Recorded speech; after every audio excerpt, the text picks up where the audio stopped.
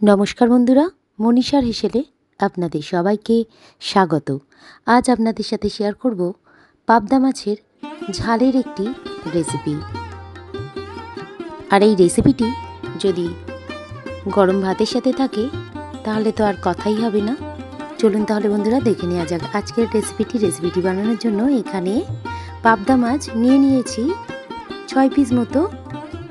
মাছগুলিকে এরপর কেটে ধুয়ে পরিষ্কার করে জল ঝরিয়ে নিয়ে প্রথমে দিয়ে দিয়েছি স্বাদ অনুযায়ী লবণ, আর দিয়ে দিলাম 1 চামচ পরিমাণ হলুদ গুঁড়ো। এরপর দিয়ে দিলাম হাফ চামচ পরিমাণ কাশ্মীরি রেড চিলি পাউডার। এরপর দিয়ে দিলাম 1 চামচ পরিমাণ সর্ষের তেল। মাছটাকে ভালো করে মশলার সাথে মাখিয়ে ম্যারিনেট করে নিয়েছি।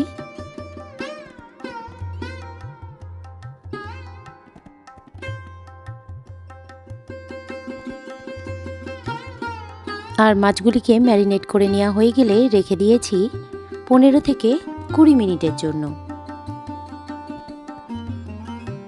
মাছগুলিকে ভেজে নেব, তার জন্য কড়াইয়ের মধ্যে দিয়ে দিলাম পরিমাণ মতো সর্ষের তেল। তেলটা একটু গরম হয়ে আসলে মিডিয়াম ফ্লেমে রেখে ম্যারিনেট করে রাখা পাবদা মাছগুলিকে একে একে কড়াইয়ের তেলের মধ্যে দিয়ে উল্টিয়ে পাল্টিয়ে ভেজে নিয়েছি। আমি এখানে 2টো করে মাছ ভেজে নিয়েছি। আর প্রত্যেকটা মাছ ভেজে নেওয়া হয়ে গেলে তুলে একটি পাত্রের মধ্যে রেখে দিয়েছি।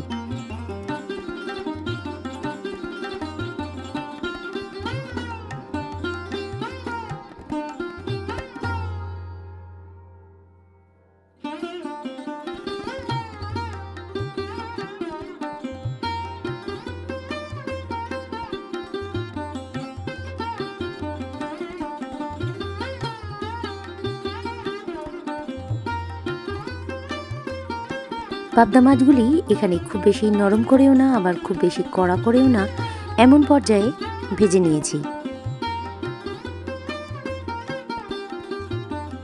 অন্যান্য উপকরণের মধ্যে এখানে 2টি টমেটো কুচিয়ে নিয়েছি, একটি মিডিয়াম সাইজের পেঁয়াজ কুচিয়ে নিয়েছি, আদা বাটা, রসুন বাটা, কাঁচা লঙ্কা, বড়ি নিয়েছি। এখানে বিউলির ডালের বড়ি ব্যবহার করেছি। বড়িটাকে প্রথমে ভেজে নিয়েছি একটু লাল করে।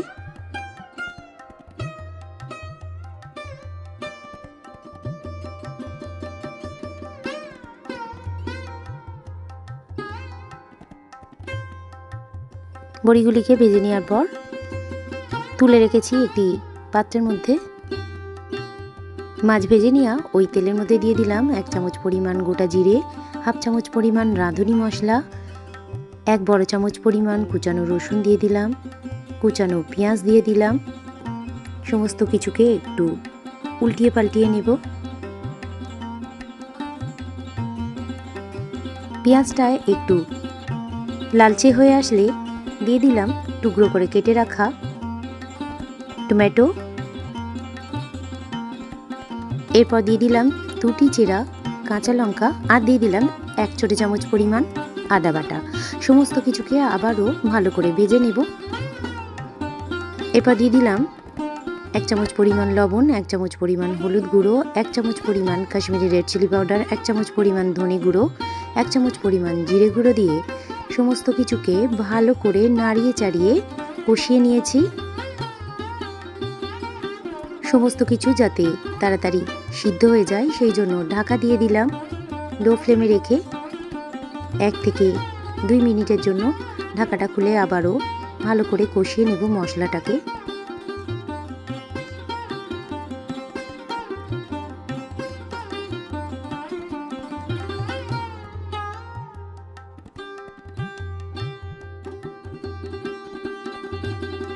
মশলাটা খুব ভালো মতো কষিয়ে নেওয়া হয়ে গেলে দিয়ে দিলাম 2 কাপ পরিমাণ জল। মিডিয়াম ফ্লেমে রেখে ফুটতে দেব 1 থেকে 2 মিনিটের জন্য। ঝোলটা একটু ফুটে উঠলে ভেজে তুলে রাখা বড়িগুলোকে প্রথমে দিয়ে দিলাম, আবারও একটু ফুটতে দেব। এরপর দিয়ে দিলাম একে একে ভেজে তুলে রাখা পাবদা মাছগুলিকে।